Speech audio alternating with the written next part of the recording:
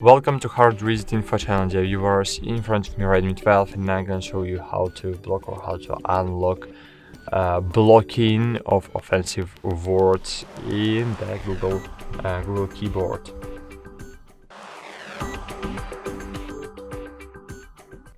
First, you need to open the settings. Then you need to scroll down, choose additional settings, like language and input. Then manage keyboards, click on Gboard icon.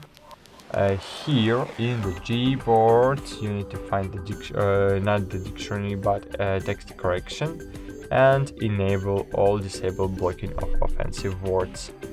That's it. Thanks for watching. Bye.